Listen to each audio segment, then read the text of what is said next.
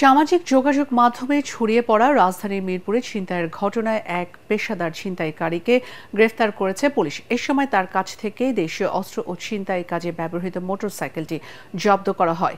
এদিকে রাজধানী ভাটারায় প্রকাশ্যে আগ্নেয়াস্ত্র নিয়ে ভীতি প্রদর্শনের ঘটনায় অভিযুক্ত যুবক আলীনুর ওরফে পাভেলকে গ্রেফতার করেছে ডিবি গুলশান বিভাগ। বিস্তারিত GM তসলিমের রিপোর্টে।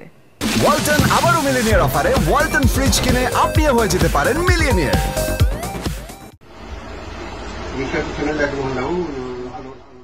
অঙ্গজাই মার্মা ও তার চাচাতো বোন পার্বত্য চট্টগ্রাম থেকে বুধবার ভোরে ঢাকায় বাস থেকে নেমে রিকশাযোগে বাসায় ফেরার পথে পশ্চিম শেওড়াপাড়ায় 3 ছিনতাইকারীর কবলে পড়েন।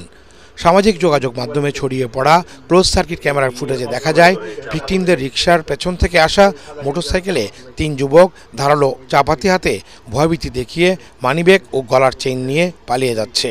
এই ঘটনায় মিরপুর মডেল থানায় বৃহস্পতিবার মামলা হলে গাজীপুরের পুবাইল থেকে ইমরান খান সাকিব ওরফে শাকিলকে গ্রেফতার করে পুলিশ।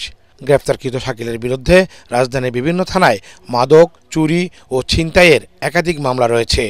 আমরা বিভিন্ন এলাকায় অভিযান পরিচালনা করে আমরা এই ঘটনার সাথে সম্পৃক্ত একজনকে গ্রেপ্তার করি এবং তার কাছ থেকে ছিনতাই কাজে ব্যবহৃত মোটরসাইকেলটি উদ্ধার করি এবং কিছু নগদ টাকা উদ্ধার করি এবং তাকে জিজ্ঞাসাবাদে তার সাথে যে আরও 2 জন ছিল, যেটা ভিডিও ফুটেজে দেখা গেছে, তাদের নামও আমরা সংগ্রহ করি। এদিকে রাজধানীর ভাটারায় প্রকাশ্যে আগ্নেয়াস্ত্র নিয়ে ভীতি প্রদর্শনের ঘটনায় অভিযুক্ত আলীনুর ওরফে পাভেলকে গ্রেফতার করেছে পুলিশ।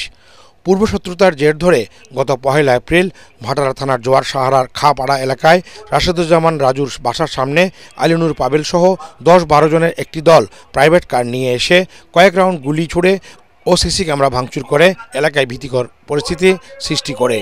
এই ঘটনায় বাকিদেরও গ্রেফতারের চেষ্টা চালাচ্ছে police. GM Taslim, ATN Bangla, Dhaka.